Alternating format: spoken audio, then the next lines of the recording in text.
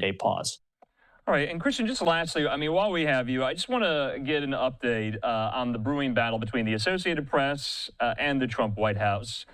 Because it's one of the theme when we're talking about, the perception of flouting court orders or judges' rulings here, because despite a court order, a reporter and photographer from the AP were barred from this Oval Office news conference today with Bukele, and also, I believe, at the event today outside the White House, welcoming in the national champions there from Ohio State, the Buckeyes. Last week's federal court decision forbidding the administration from punishing the AP for refusing to rename the Gulf of Mexico was to take effect today, but the administration is appealing the decision and arguing with the outlet over whether it needs to change anything until those appeals are exhausted. So what is the White House's stance and strategy here? Because the appeals process is ongoing, is that why the AP is still not allowed in?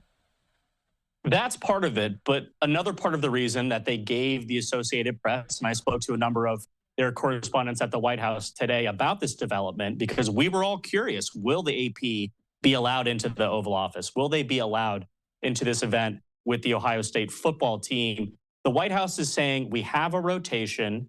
We can't push people out of the rotation. You will be treated the same as all of the other wires. Now, in this quote-unquote rotation, the AP would be up later this week. So we might have a decision on the Trump administration's appeal of this initial ruling that they can sort of push back on and kick this football or move the goalposts further down the line here.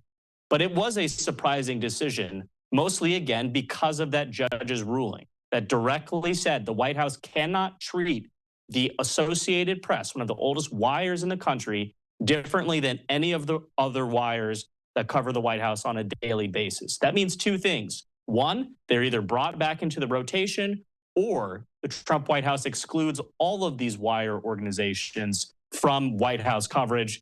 This is a development that we in the press will certainly be watching closely throughout this week and perhaps into next week as this story continues. All right, Christian, I know I keep saying lastly, but I'm a Michigan Wolverine, so the Ohio State Buckeyes were there in the